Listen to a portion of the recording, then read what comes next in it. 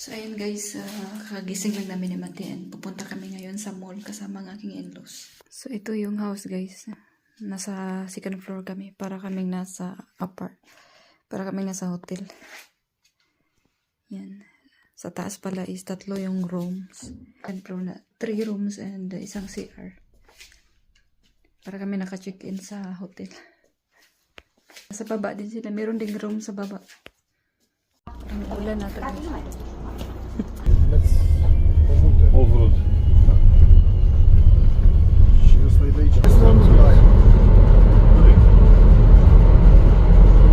Dito lang kami sa mall guys and inaantay namin sila.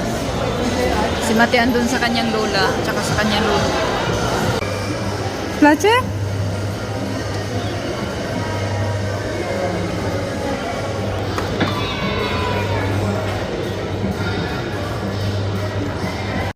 Ayan guys, pauwi na kami.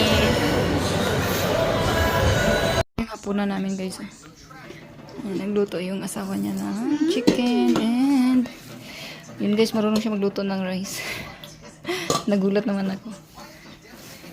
Mat, dito kami sa kusina kumain. Chap, Mat. You pray na, mami.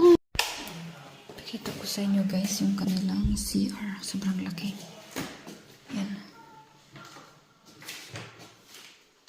Laki ng CR nila dito.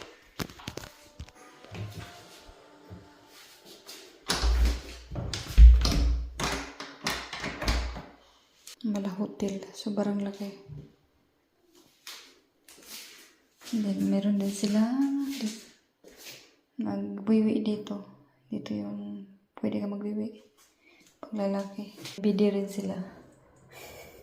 Panghugas ng puwet. So, ayan. Meron din silang isang CR doon sa baba.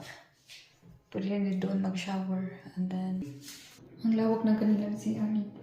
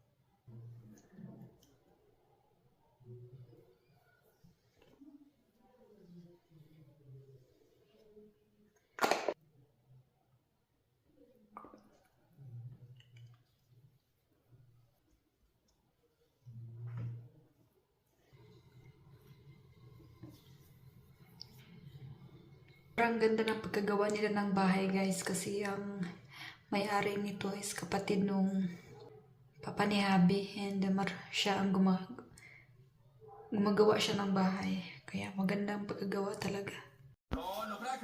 Si Mati guys, finish na siya nag-wash.